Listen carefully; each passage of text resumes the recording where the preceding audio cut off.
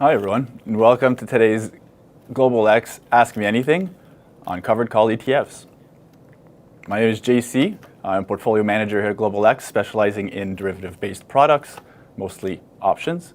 I have here with me co-founder of Passive Income Investing, Adriano. Thank you, JC. Glad to be here.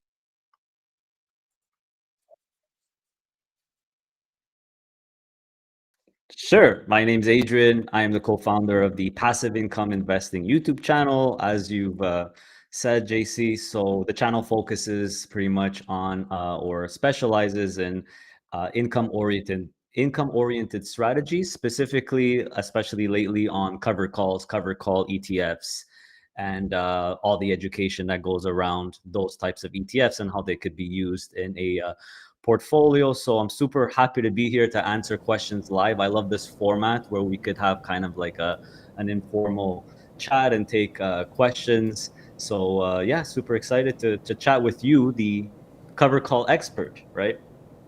Oh, exactly. I think it's going to be great for the audience. We have two different perspectives, one from the end user, the investor, and one from the PM who manages the funds. So I think it's going to be a great day today. I guess we can start off. We did have a poll on social media for the Global X audience. The question was, rate your knowledge about covered call strategies. We had advanced at 39%, intermediate 29%, beginner 21%, and exploring at 11%. So today we will try to keep it basic.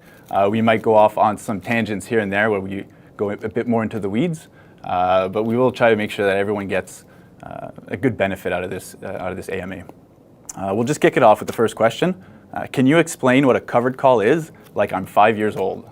I'll pass this one on to Adriano, just to begin, from the investing side. Yeah, I mean, 5 years old, sure. I'll get started on that. So to make it as simple as possible, and just to make sure everyone understands, this is not financial advice. This AMA is not financial advice. I'm going to speak from the heart, if you will.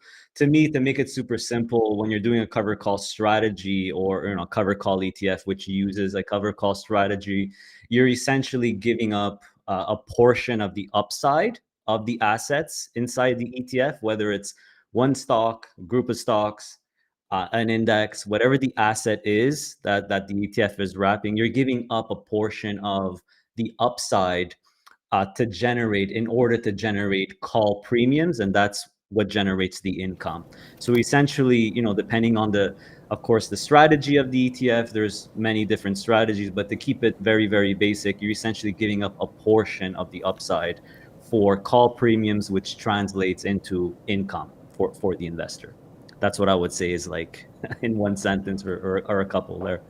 No, absolutely. Yeah, from our side, it's very similar, right? It's deferred the growth aspect of your asset base for current income at the moment, and that's what call options do. So that's really good. I move on to the second question here. In a strong bull market, how much upside can a covered call ETF realistically sacrifice? And when does that trade-off make sense for investors? I'm going to just start this one off with, in a bull market, covered calls do tend to underperform. And then that's just because of what we just mentioned, actually, capping some of the upside for the income right up front.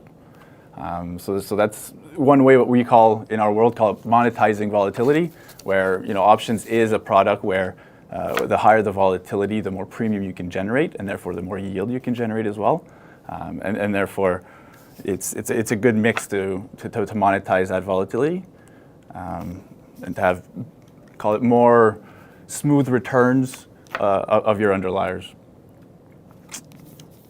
Yeah, I mean, Anything to add there? couldn't say that better myself. I mean, in a strong bull market, obviously prices are going up, right? So if you're doing a cover call strategy, you're limiting some of that upside. So it's only normal. Of course, this is where it's important to understand how much covered calls the fund manager is doing, or if you're doing your own calls, right? Because you could actually vary how much upside you're giving up, right? If you're doing more covered calls, you're giving up more upside, you're getting more premiums. But this is where, personally, this is not financial advice. Personally, I like more of a balanced approach where fund managers not giving up too much upside, or they're not doing too much covered calls, because I still consider myself, a total return investor, a long-term investor who really wants total returns as well. So I want the income, of course. Everyone loves consistent cash flow, consistent income, but I don't want to give up too much upside personally, on those stocks in ETFs. Yeah, exactly. I think that's really good. It's really the income and growth trade-off, right? There's no such thing as a Yeah. free lunch. You can't have it all. So there's a trade-off that needs to be balanced off. I guess this is a good segue to the leveraged ETFs in a way, right? So we talk about income and growth. Adrian, I know you tend to use a little more of the lightly levered covered call versions. Maybe you can kind of walk us through your thinking there.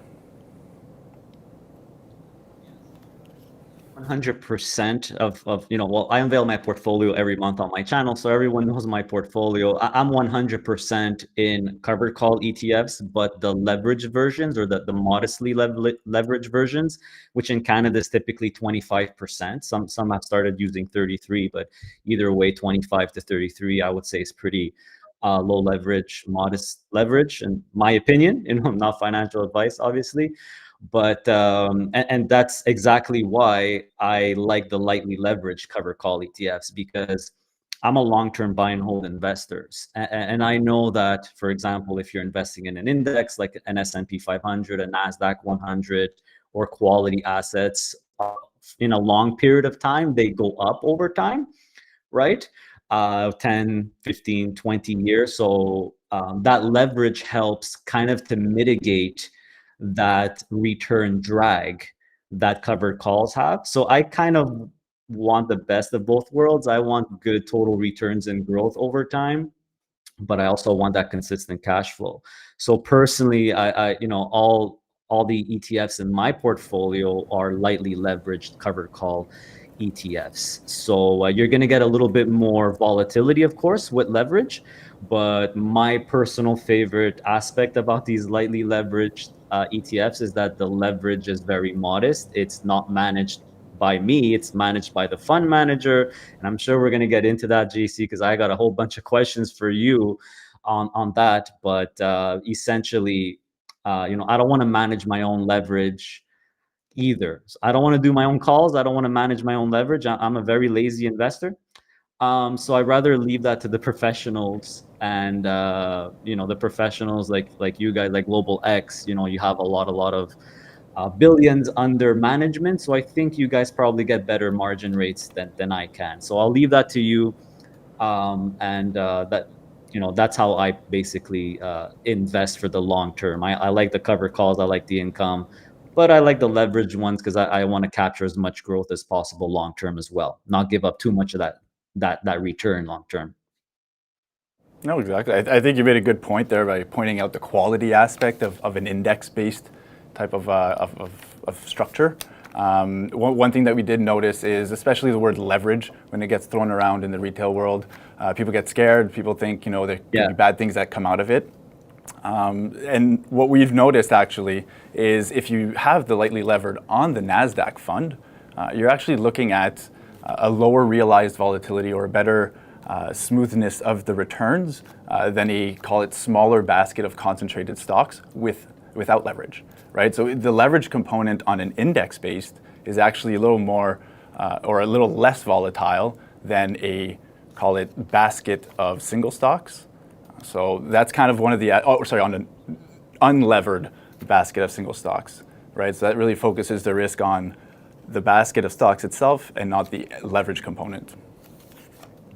Yeah, no, that makes sense. And in case people are newer to what covered calls are and what they do, does it increase risk? Does it lower risk? So when you do a covered call strategy on anything, whether it's one stock or a group of stocks or an index, by the way, you could do your own covered calls, right? You could do your own and your own broker. That actually lowers, and maybe JC, you could talk a little bit more the technicality behind this. When you're doing covered calls on something, you're actually lowering the volatility of that asset, compared to just holding the asset, right? So example, S&P 500, you have the S&P 500, then you have an S&P 500 a covered call ETF that does not use leverage. The one with the covered calls actually has lower risk, and maybe you could explain why. So then when you add a little bit of leverage, let's say 25%, because the covered calls lowers the volatility, the risk a little bit. The leverage increases it a little bit. It kind of balances out. So what I've personally noticed, and now that we have some data, because there's been lots of covered call ETFs that leveraged and unleveraged that have been out for a few years now. I see that the trend or the risk profile and the return of the covered call version with a little bit of leverage is not identical, but similar to just holding, for example, an S&P 500. So personally, that's why I like to have the lightly leveraged on it, because I know the covered call reduces the risk a little bit, the leverage increases, but I'm not having substantial, crazy amount of risk and volatility. It's actually fairly similar than to just holding the S&P or the asset itself without the covered calls and without the leverage. So maybe you could talk on like the technical. It's still like a very common question I get. What is the risk of doing covered calls? Is it more risky? Is it less risky? So that's very interesting to talk about, I'm sure. Yeah, absolutely. And that mostly comes from the sensitivity of the underlier. When you were explaining how the covered call will move less over the holding period than your equity only, that's really entrenched in that call option that you write. It lowers that sensitivity to, call it 80 cents on the dollar. So if you were to hold just a stock, for every dollar that the stock goes up, you make $1. For example, on the covered call, because that sensitivity is reduced, you'd be looking at maybe 80 cents move for every dollar of the underlier. And that's why sometimes that participation to the upside, it gets capped as well. And on the downside, it does help you to buffer a little bit from the drawdowns. So that's kind of what I would have to add to that point there. But yeah, it's really good so far. In terms of, and this one might be a little more for you, Adriano, which podcasts are good to follow for someone wanting to learn about investing for Canadians? Well, I mean, there's so many now. So, I mean, I don't know the full list of all the Canadian podcasters, but everyone has their niche, I would say. So, whether you want to focus on growth, whether you want to focus on income, I mean, there's so many. There's so many podcasters.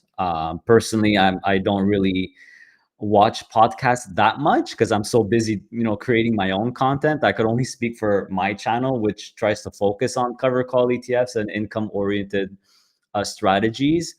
But it's a good question because I feel like now with the internet, with YouTube, with TikTok, there's like an abundance of content. So it could be a bit difficult for maybe newer investors who are just starting DIY investing to get started and to understand. They're like, okay, what type of investor am I? Am I a growth investor? Am I an income investor? So I would say that it's a positive that we have so much data and information, but I would say sometimes it could be overwhelming for newer investors as well. So I just tell everyone, start slow, take it easy, listen to people that you like and things that make sense to you, and do your own research. Like you have no excuse to not to do your own research now. You even have AI, which is, I've actually been chatting with it a lot about cover call ETFs lately, and it's actually pretty good, decent information, like really accurate.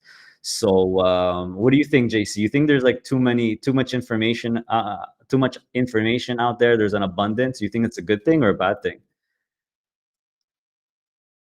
Of thought is really good in this industry. And I think for the DIYs, I think it's you want to really explore what's out there. And everyone has a different investment style, investment goals as well, objectives. So finding one that kind of matches up with your style and the way you do things goes a long way. But also I'd want to say that you want to listen to more or other types of podcasts out there, because you don't want to pigeonhole yourself into what you know, because there's many things out there that you might not know that could come in handy. So I think, just going through the gamut of it all and spending some time, because in the end of the day, it's your money, it's your investments, and the educational aspect really needs to be taken seriously. Most exciting and most scary part of do-it-yourself investing, right? So it's really amazing that you're taking control of your investments, of your money, but it could be scary as well because some people are not used to it. It's the first time they're doing it. But I would say it's never been easier to do it with technology and the online brokers and the tools and the resources. And you pretty much have an ETF for almost everything now, every type of flavor, which is fantastic. Like I could give the example of the Global X Canada lineup. I mean, you guys have, sometimes I call you guys like the master of the indexes, because you literally have 5 or sometimes 6 different versions of the S&P 500 or of the NASDAQ. Like you have just the index, then you have the index, no covered calls, a little bit of leverage. Then you have the index with covered calls, no leverage, with covered calls and a little bit of leverage. Then you have the corporate class. So you have, there's so many great options. It could be difficult to choose which one is best for you, but as you know, JC, the most important thing, that the first thing that I always tell people to look at is, what are you investing in? Because whether it's covered call or not, leveraged or not, if you're investing in an S&P 500, for example, ETF, your risk profile is going to be tied to the asset, right? To the S&P 500.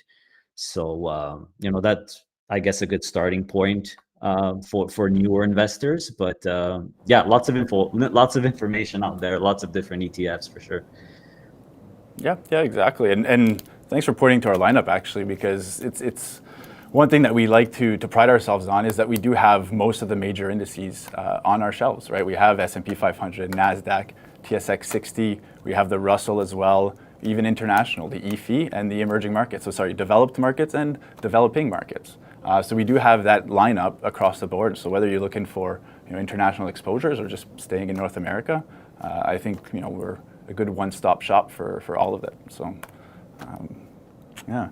One thing actually, looks like we're getting a lot of questions, which is great. So if you're watching this, guys, don't hesitate. Ask your questions on the YouTube, on the Reddit. We'll try to get to as many as we can. Absolutely. And I guess once again, we'll go with the disclaimer of this is not financial advice. We were just here for mostly education purposes, really trying to help you with your investment decisions and the educational aspect of it. Let's go on to, I guess we can go through asset allocation question. Just because, Adriano, I know you kind of post your portfolio online for everyone to see, but maybe you can just walk us through how you break that down into your, call it index-based core holdings versus call it some spiciness along the way. Yeah. So in terms of asset allocation, so there's a few asset classes, right? You have equities, aka stocks. That's one asset class. Then you have bonds and fixed income. Then you have alternatives. You have cash, and I guess crypto is another asset class, if you want to call it that. So personally, this is personally what I do. My personal opinion, not financial advice. Again, I decided to go 100% in equities and stocks because I'm a buy and hold long-term investor. So I feel, and I think the data backs me up on this, last 100 years or so, that the top performing asset class over time is typically equities, typically stocks. So I personally have pretty much 100% in equities and stocks, some crypto as well, but my core foundational portfolio, I would say, is 100% in stocks and covered call ETFs with a little bit of leverage that hold either a group of stocks or a major index.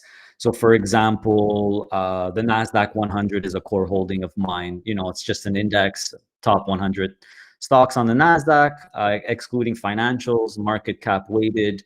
So, and I get that exposure via the QQCL ETF that you guys manage, which is essentially an ETF wrapper on the NASDAQ 100 with some covered calls and a little bit of leverage. So, I feel like going index is, when someone is really, really, really new at investing and they don't really have conviction in anything, like they don't really know, okay, what stocks do I choose? Do I have to pick my own individual stocks?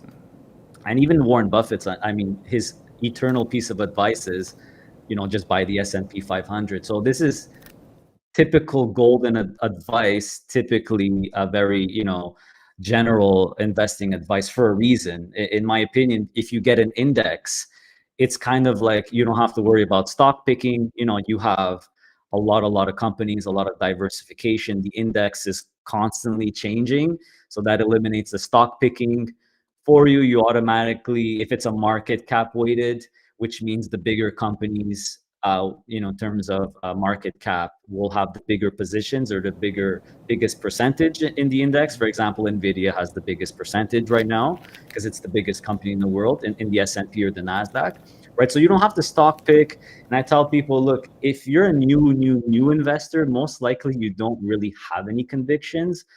Just go with like an index, right? Because you're kind of like buying all of America, you're buying the whole world, you're buying all of Canada, etc. There's an index for that covers multiple geographies. There's even some that include all the indexes, so you literally have like the whole world, right? So it's never been easier, I find. So in my personal opinion, not financial advice here, if you're just getting started, indexes are a great way to start. Whether it's income or growth, whether it's cover call or not, you could start with an index. And this is why I like you guys lineup, because you have the 5 different version of the indexes. So for me, to go back to the question, I'm 100% in stocks. I tend to like the North American stocks more, the American and Canadian stock markets. That's just my personal opinion. But now you have the Europe one, you have the emerging markets. You could just buy the whole world together. So you can mix and match, right? There's no shortage of options for sure, but that's just my strategy.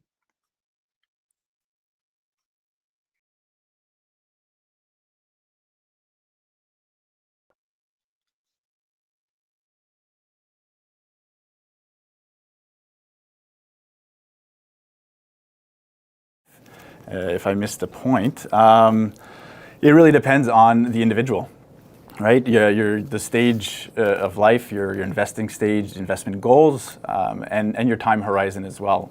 In I call it traditional finance, you would say that the younger you are, you could be able to take on more risk. You can allow for more growth because you have a longer runway. You can absorb losses upfront a little better than someone, for example, going into retirement. So someone who is a little younger generation then technically should lean towards growth to really grow that asset base. But at the same time, everyone has certain needs for either income and that balance. And I know Adriano does it a little bit different with QQCL, for example, the lightly levered covered call. It's kind of that growth and income all in one, where you can almost track a little bit of that underlier equity index and still get some good cash flows on top of that. So it really depends. And another aspect that we like to throw in is call it the risk-averse investor, someone who's a little more weary of the markets or scared to really invest. Maybe they're new or don't have enough strong knowledge base in the industry. Covered calls is a great way to start because once again it kind of lowers that volatility, less sensitivity to the underlier, and at the same time you have monthly income. So whether you choose to reinvest it or not, at least you can kind of see how investments work, how it's working for you, and you can really see the results up front right away on month one. So I think that's kind of the approach to take here. But Adriano, please feel free to add something here. Yeah, I mean, I got my own. Obviously, what you said is the classic type of strategy or that you would choose, right? If you're younger, you go with the growth. If you're maybe a bit older and you're about to retire, you're retiree. All retirees need income, right? So I have a bit of a different mentality on this. I think personally, and I don't mean to put you on the spot here, JC, but I want to hear your opinion on this. I think that the term growth in investing and even like growth versus income there's a big misunderstanding with those two words. So I wish we would just replace the word growth with total return. I think it would solve a lot of problems because a lot of people think it's growth versus income. So personally, I'm a total return growth investor. I'm currently not using any of the cash flow that my covered call ETFs are generating. So I reinvest most of it, if not all of it, every single month. I try to add and reinvest as much as I can and even add. So think of it this way. The way I like to think about it is, if you put an income oriented ETF, for example, on drip, or you're reinvesting those distributions, to me personally, my personal opinion here, that's kind of like a growth investment, right? So one huge advantage that I feel covered call ETFs have, especially the leverage ones, the ones that I like that have a little bit of leverage, is you have the flexibility to turn your income investment into a growth investment or a total return investment, if you will, by turning the drip on. Right, so that's a very unique feature of these ETFs. A lot of people ask me all the time, Adrian, you're reinvesting everything. You have your business income. You don't even need this income. Why not just get the index funds, right? Well, why have these covered call ETFs? My answer is always the same, one word: flexibility. Flexibility, right? So I want the flexibility to have that cash flow every month in case I have an emergency, in case something happens, in case I get kidnapped, I need a ransom, whatever it is, I have the flexibility of that cash flow. And if I don't need it, I could reinvest the distributions. I could put it on drip if let's say I don't know, I'm in the middle of my career and I don't need the income. I could just reinvest it.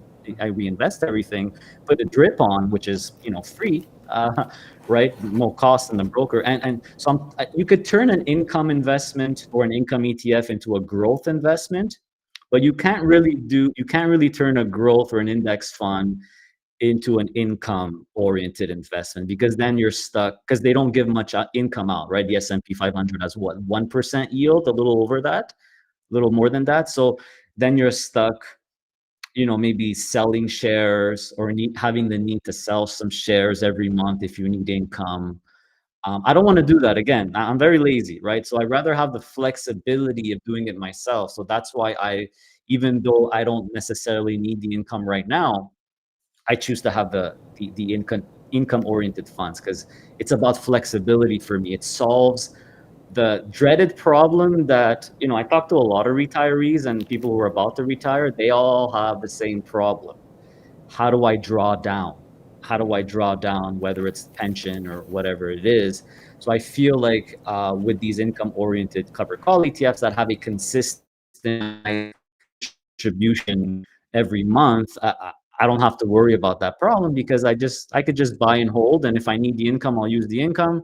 If I need half of it, I'll take half of it, I'll reinvest half. If I don't, you know what I mean? More flexibility without ever the need to sell my shares.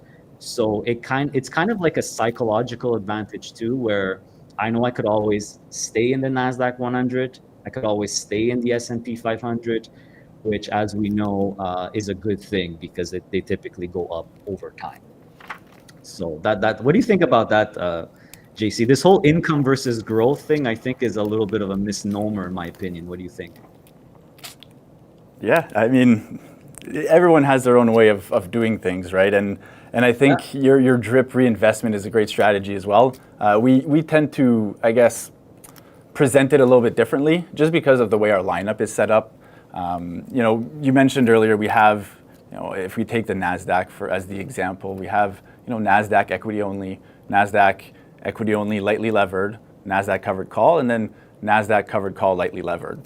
So given that we have the same underliers across the suite, our suggestion usually is, if QQCC or QQCL pays 15% of yield, but you only need half of that, then you can also do a 50-50 investment of, put 50 for every dollar you invest, put 50 cents in the covered call product, put 50 cents in the equity only growth product, and then you'll get that as well, the similar result, right? The growth sleeve is going to grow at 100% uncapped, and then the income portion of your portfolio will then yield whatever you want to sustain your expenses, and then you still get that growth aspect. So whether you're dripping it, reinvesting it, or really splitting it up into income and growth separately, that's kind of up to you, but it all kind of boils down to the same thing. These are, I think, good products for the cash flow. Whether you use the cash flow or not, that's really up to you.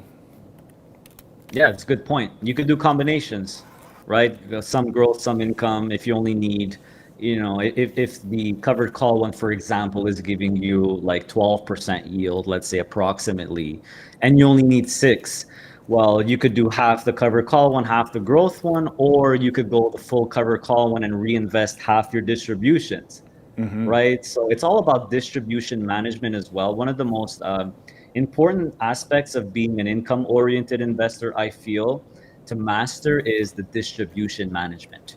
So, at the beginning, some investors, it's a bit difficult for them. They don't know how to do it. But trust me, with time, it's kind of like managing your own paycheck, kind of, right? You're going to work every day, you're getting a paycheck. Well, you're in charge of, okay, I have my expenses, how much do I invest, how much do I save, how much is for the mortgage, etc. So when you have a portfolio, let's say, of all covered call ETFs, you're kind of managing a paycheck, if you will. That's kind of how I see it.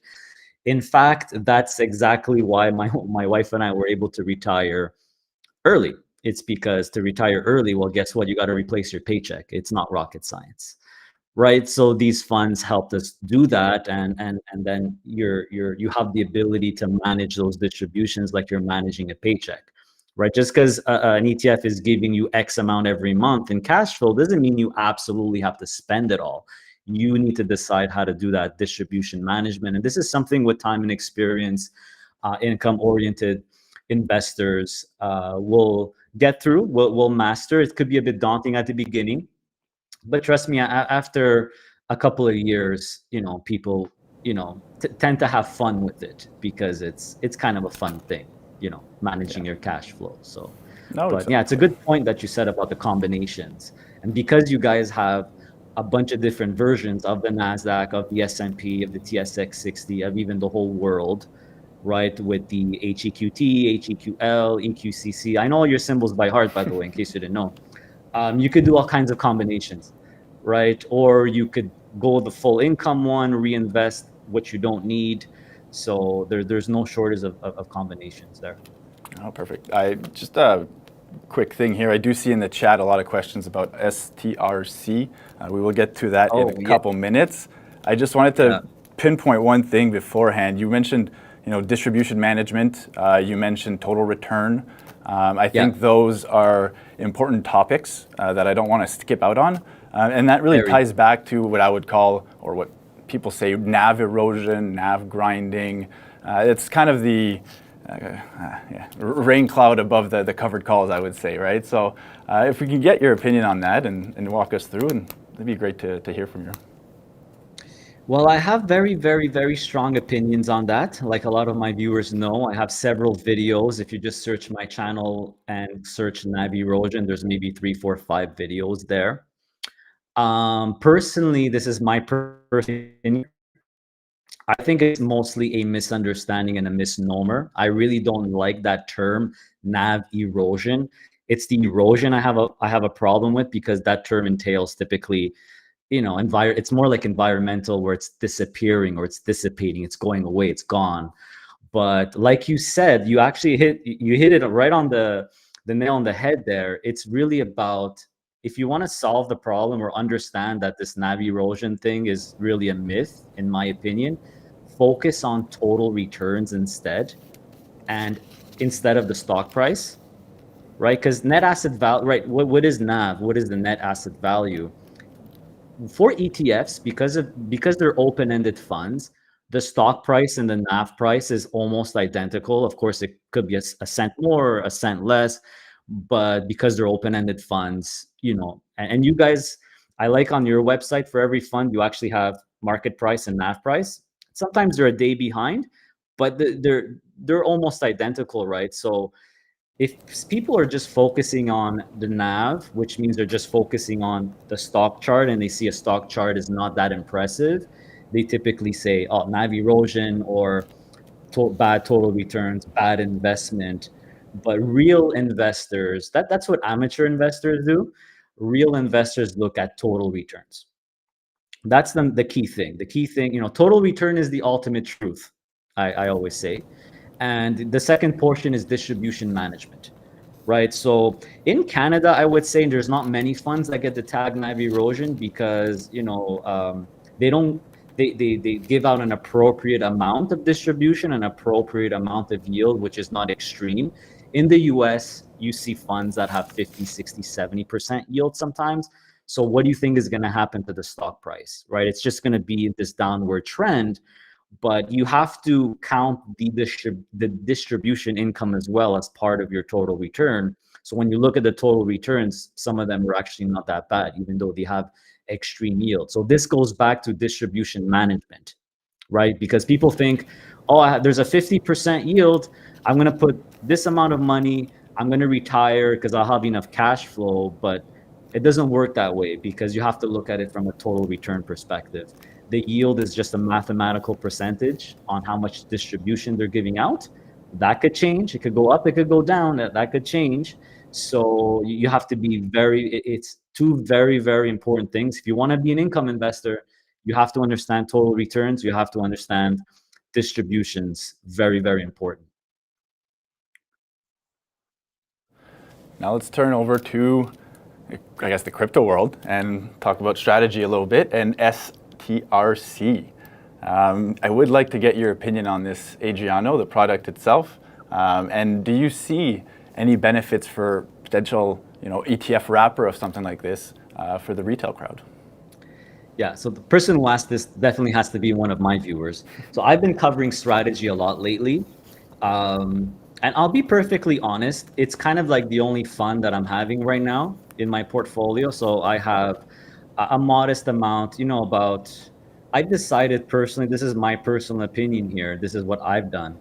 Allocate approximately 25% to Bitcoin and crypto related assets. So I'm at 25%.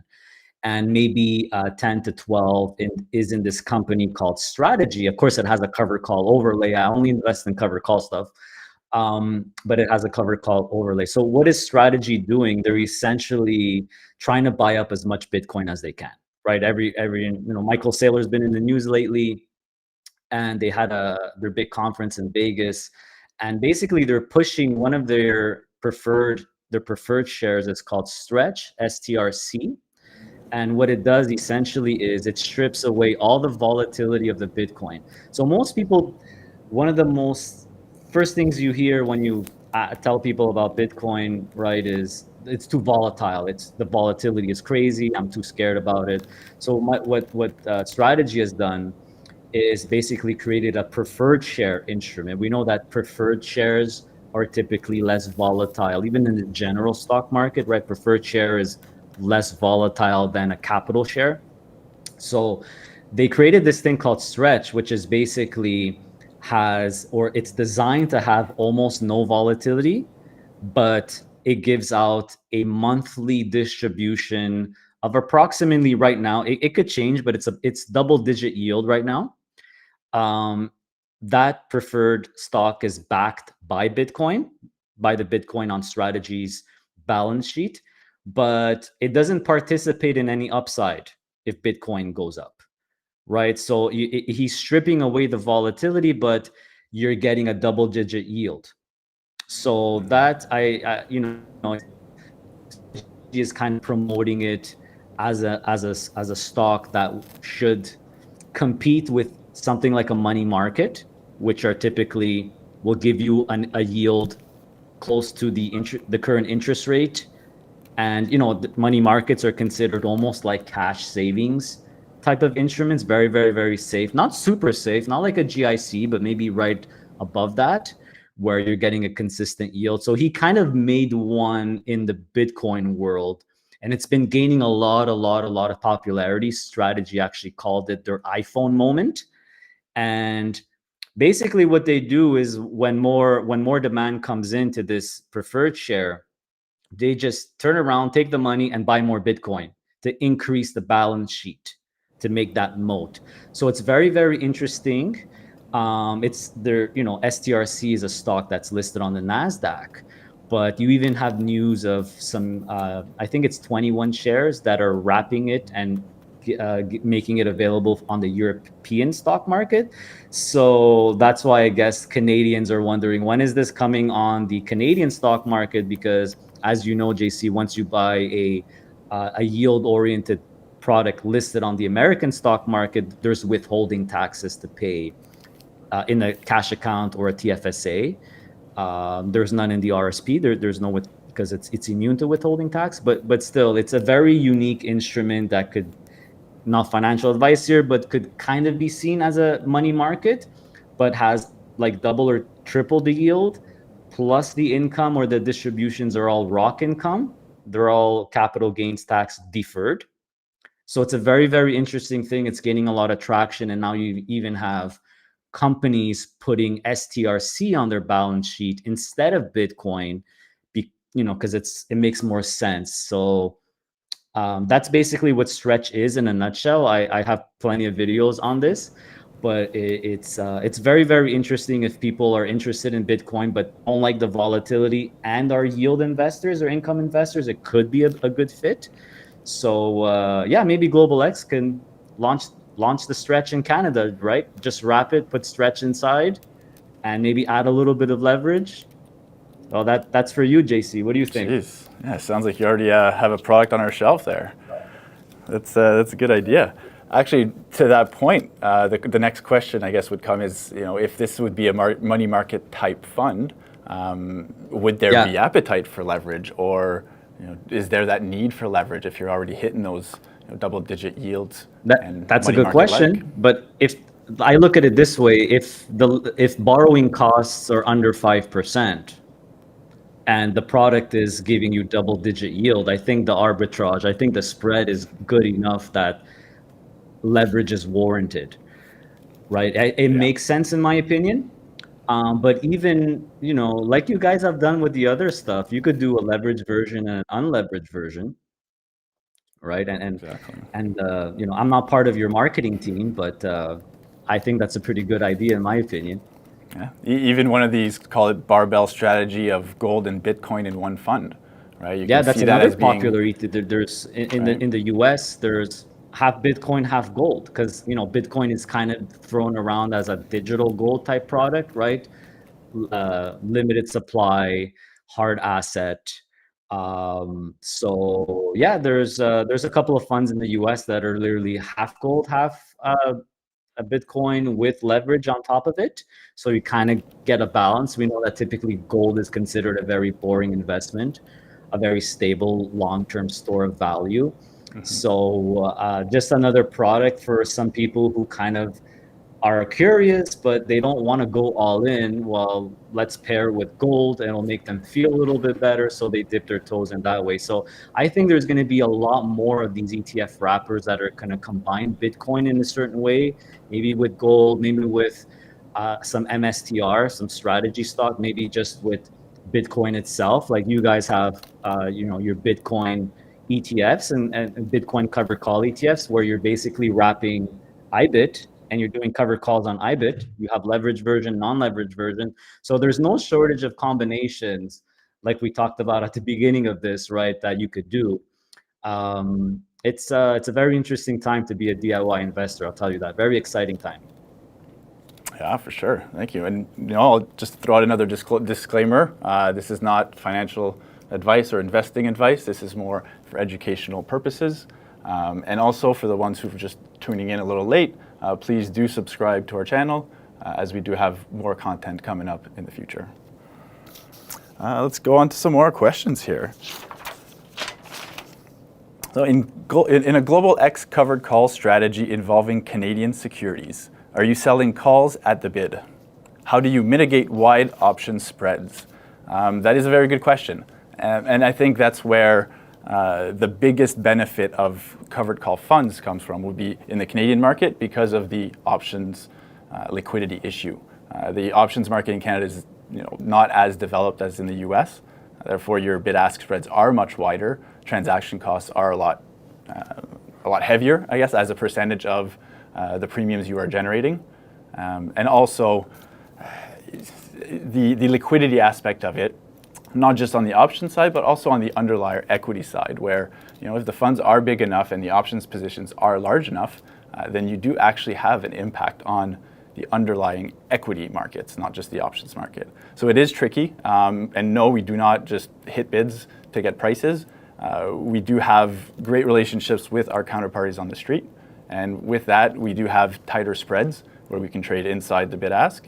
And also it does provide better yields for the end investor. Sometimes, especially in Canada, the bid ask on an option, it can be 2-3% per annum, right? So that makes a huge difference on a yield at the end of the year. So in Canada, it's a lot tougher of an environment, and therefore our expertise really comes in handy. In the US, things are a little more liquid.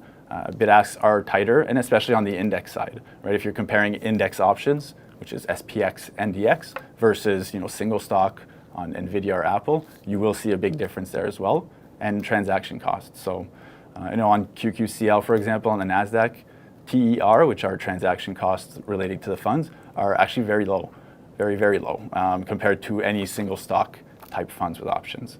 So that's really one thing to highlight there. Adrian, I don't know if you have anything to add there.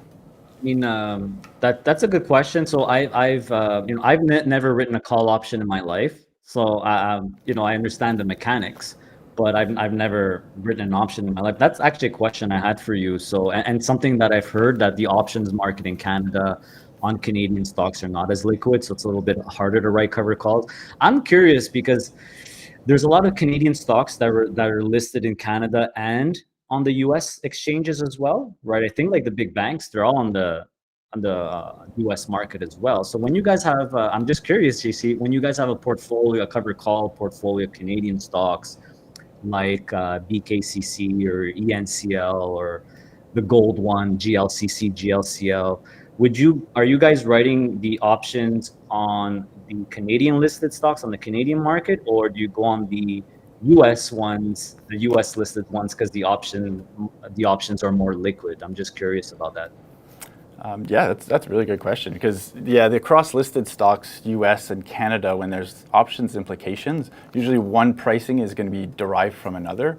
So for example, in the Canadian markets, the Canadian market makers will post a bid ask on the options. On the US side, since the underlying asset is more Canadian, they tend to not pay attention to those markets as much in the US, right? So the bid ask will remain wide because they kind of peg them to the Canadian markets. One thing also to consider is when you do the cross-border, there are FX implications, whether from a risk perspective, from an option pricing perspective, and any of the correlations that come through into that pricing. So we do keep an eye on the US lines just to see if there's anything that's offside in terms of volatility pricing or anything like that. But they tend to be kind of in line with one another, and I would almost say that US sometimes would be a little cheaper, and since we're selling, we want it to be a little richer, just because of that correlation aspect on the FX. So because there's an extra hedging component for the market maker, they tend to charge a little more upfront, and therefore widening out the bid ask a little bit. So we tend to stay in Canada, but we do keep an eye on the cross listed in the US. Awesome. Well, this is why I don't do my own calls. I mean, I'm not going to do it better than you guys, right? That's all you guys do. And I don't know if there's other, top questions, but maybe a couple I have is really to dig deep a little bit into the management of these cover call ETFs, the option strategy. So JC, you're like literally the perfect person to ask. So it's up to you if you want to do some of those, or you want to go with some of the other top questions. I personally love taking questions from the audience. So it's up to you. What do you want to cover next? 1:48. We have 12 minutes left. Are there any other major questions that we might have missed? It's mostly around crypto and STRC. Really? Yeah. You see, it's a hot topic. Yeah, it's pretty hot right now. It sounds like a good way to gather some assets at Global X. We'll have to think about that. Yeah. Yeah, I mean, you guys have a whole suite of covered call ETFs, right? You have I kind of separated into two. You have your index-based strategies, right? So you have CNCC, US, QQCC, et cetera, et cetera. Those are based on indexes, right? Whether it's the leveraged or not, you have leveraged versions, non-leveraged versions. So those ones, I believe you are not writing calls on the individual stocks. You're writing index calls. Is there, can you dig a little bit deep on how you're managing those call options? Because sometimes I see posts on the internet like, why are you buying a covered call ETF when you could just do it yourself? You just buy the S&P 500, sell your own SPX calls. And I think people don't realize it's a little bit more complicated than that. So maybe you could get into like what you guys do on a month basis. Is it really just writing one index call a month and then see you next month, or how are you guys managing that?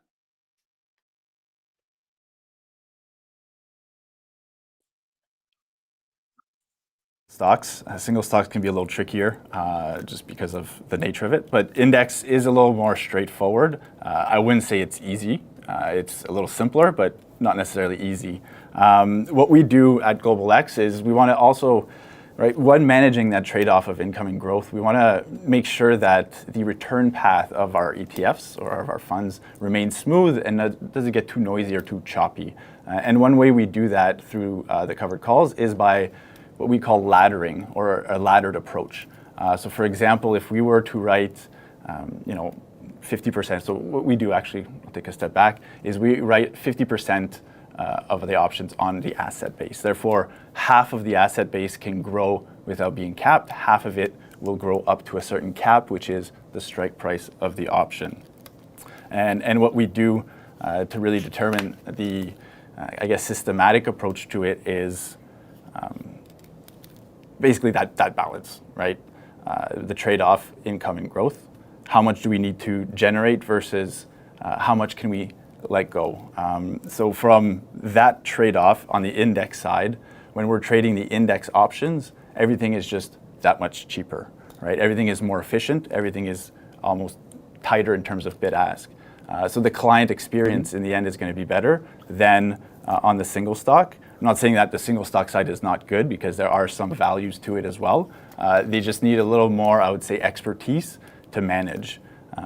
On the index side as well, we always have to keep in mind that these options have either maturity dates, they have events that are going on, economic news, and we all have to kind of keep that in mind when selecting our options, right? Whether it's equities or fixed income, any of these economic reports that come out on a weekly basis will have an impact on the markets, and that's what we have to keep an eye on. So yes, there is a market component to it, but there's also an expertise of the product itself to make sure that every time we do roll, there's an optimization that happens. So when we do the laddered approach on, I would say, the maturity selection, we would roll 25% of our exposures on a weekly basis, and those exposures are 1 month out.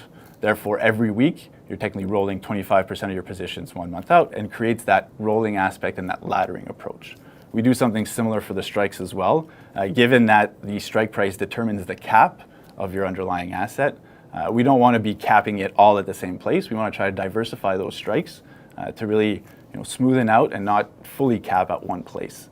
So that all of that components means that you have multiple options within one fund. It's not just one option that you write, hope for the best, and move on to the next month. But there is this active management that's involved. Our approach is, call it systematic in nature, because we do kind of base ourselves on averages and how much we can generate sustainably. But also there's an active implementation aspect to it. And that active is not stock picking. It's not which stock is going to outperform who. It's more based on volatility. And that's because we have the index as our underliers. We don't need to focus on NVIDIA or Apple. We just need to focus on how is the volatility structure of the underliers, how can we maximize the premium we generate without giving up too much of the upside. Yeah, that's perfect. So I understood everything you said. Maybe some people won't, but my translation is, this is exactly why I don't do it myself. There's a lot of work that goes into it, and it's not as simple as people think. There's not only the duration, which you've explained is typically 1 month out, and you're not doing it all in 1 month, one shot. You're doing week to week. Then there's also the strike prices. But I think at Global X, you guys never go past 50% coverage, right? Which translation, there's always 50% of the portfolio that has no covered calls on it. So if it's the NASDAQ, at least 50% always is just going to do what the NASDAQ does. Whereas the other portion has covered calls on it, but I think of that entire portion, 50%, because that's where there's layering and different call options, different strikes, different durations. So it's kind of, you guys are pretty much an active approach with the intricacies of the option writing, right? Yeah, exactly. And we're active in the markets we know best, right? It's the options market, it's not the single stock markets. So that's where we really gain efficiencies and the optimization of it. Okay. And those are the indexes. Then you have some stock portfolio covered call ETFs like ENCC, which focuses on Canadian energy, and GLCC on gold miners, BKCC on the banks, etc. So for those ones, obviously you're writing the calls on the individual companies. Can you talk about those ones, which obviously are going to be different from the indexes? So how is the management of those compared to maybe the index funds? And I Yeah. think I think a lot of questions are like, well, are around, well, what if the strike prices get hit, right? What if the stocks get called away? What do you do in that case? So I believe the index ones, you kind of settle them in cash, but maybe with the ENCC, et cetera, what happens when a stock actually gets called away? Do you guys buy it back right away? Do you wait a month? So maybe you could discuss about that whole dynamic there. Yeah, absolutely. On the single stock side, it is trickier. If you do look at either the maturity of the underlier or the strike selection, it's not as vast in the single stock world.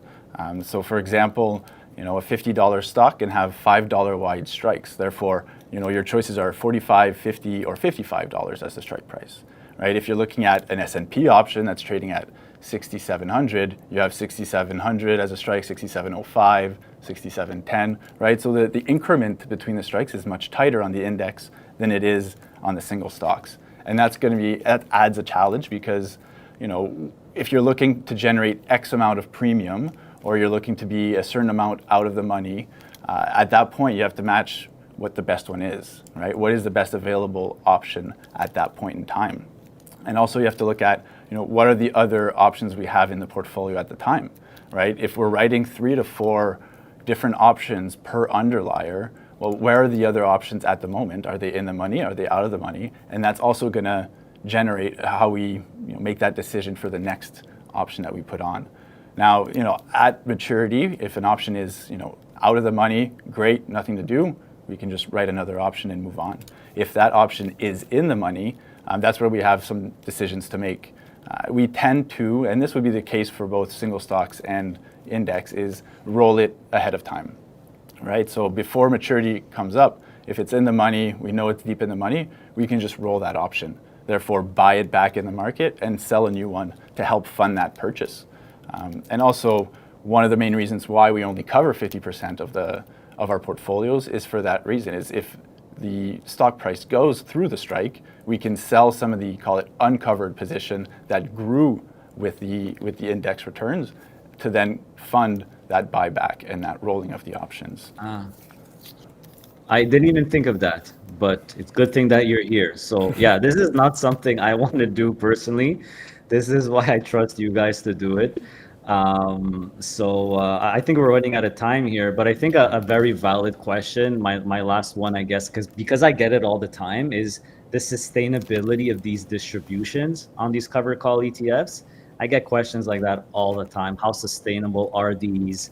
And for Global X, you kind of see pretty consistent, I would say, distributions across all your covered call ETFs, but sometimes they do vary. Either they go up a little bit or they go down a little bit. So can you explain how these distribution amounts are being decided? Are you guys adjusting them based on what? Volatility, market, feeling? How do you manage those distributions that you give to investors? Yeah, absolutely. One of the advantages that we have at Global X is the systematic, call it, baseline that we use. So what we'll do is when we first launch a fund, we'll look at the underliers, how their volatility components or option parameters look.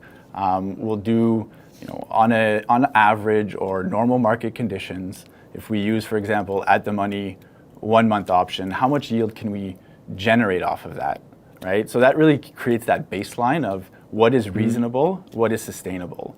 And then from there we can tweak as we see fit. But we do have a quarterly review process on the desk where we look at the current distributions of the funds and see if they are still sustainable, right? If there is a shift or regime shift in either volatility levels for a certain underlier, for a certain index, then that means we can either adjust those distributions higher or lower, depending on how sticky that regime change is, right? If this is a 1 week or 2 week change, then we might just hold on and make no changes. But if we do see that volatility regimes change for the longer term, then we might act and either drop or reduce or increase the distribution accordingly. So it is revised quite frequently just to make sure that it is sustainable, and we also want it to be as consistent as possible. We don't want it to be up and down month over month. We try to keep it as steady as possible. Yeah. Yeah, I mean, I've been in the game for a long time, so I've monitored a lot of these distributions and cover call ETFs in general. And what I've noticed is typically if the fund or the net asset value of the fund is going up a lot, and the volatility is either staying the same or going up, there's a good chance of distribution increases. We kind of seen it with your gold miners one, for example, right? Gold miners have been skyrocketing, so those distributions could go up. But the opposite could also be true. But like you said, you're trying to find, I guess, the perfect balance. I guess a lot of people have the fear that they're giving out more than they're taking in. That's always a fear. Like, what would you say to that? Probably a top question that I get all the time. Sorry, the fear of. Sorry about that. That's okay. The fear that the fund manager is giving out more in distribution than they're earning in covered call premium, right? That they're grinding the NAV, if you will. Yeah. I think that's a term you guys use in your industry. So Yeah. how can an investor be sure Global X is not doing that, or any other fund manager is not doing that? It would have to go to, I guess, on the website, the reporting and all the disclosures that we do. I think here at Global X, we try to be as transparent as possible with how we generate these yields and show the work of it behind it. So I think if an ETF provider doesn't want to necessarily show those details or kind of open up that black box, I think that in itself could be a red flag. I think we're more open, more transparent, because I think education goes a long way. And if you know how we manage the fund, then you have a better expectation of what to expect in your portfolio going forward. And I think that's kind of one of the more important things to take back is how it performs versus the expectation is very important. So you don't get thrown off in your portfolio because you have that investment for a reason, right? So we want to keep that investment objective in line with what the fund says. Yeah, I could definitely vouch for that, because on your website you have some of the most transparent metrics.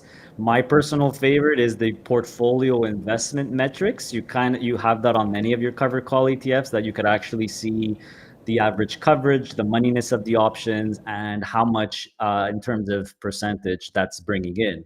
And obviously you would compare that with the current yield, so you have a good understanding of how much you guys are generating, how much you guys are giving out as well. So I like that transparency for sure. Feedback on that. Appreciate it. All right, I guess this concludes it. Yeah, this concludes the AMA. So thank you. Thanks, Adrian. Thanks for joining us today. That's my pleasure. Yes, please follow him on his social media platforms, and please take a look at our website, subscribe to our channel, as we will have more of this content on the educational front for Canadian ETFs. Thank you. Appreciate it. Take care.